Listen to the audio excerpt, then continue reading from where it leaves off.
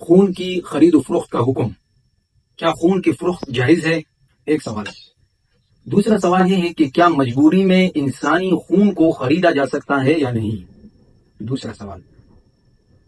پہلے سوال کا جواب یہ ہے، انسان اپنے تمام اعضاء کے ساتھ محترم ہے، اور انسان کے پاس تمام اعضاء اللہ سبحانہ و تعالی کی طرف سے امانت ہے.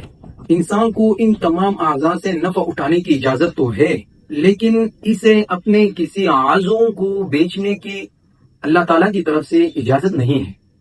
اسی طرح خون بھی انسان کے جسم کا ایک حصہ ہے، لہذا انسان کے خون کے بیچنے کی قطعاً اجازت نہیں ہے. دوسرے سوال کا جواب کہ کیا مجبوری میں انسانی خون کو خریدا جا سکتا ہے یا نہیں، لیکن یہ چند شرائط کے ساتھ ہوگا.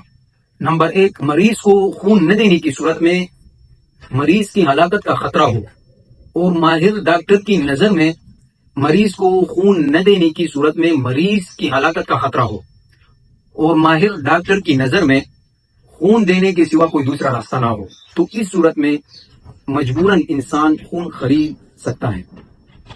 ماہر ڈاکٹر کی نظر میں مریض کو خون دیے بغیر صحت کا امکان نہ ہو.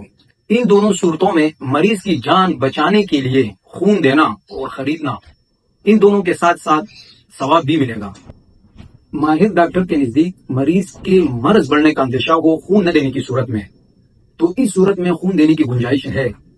خون دینے سے اگر حسن مقصود ہو اور قوت اور منفعت مقصود ہو تو اس صورت میں خون دینا ہرگز جائز نہیں ہے.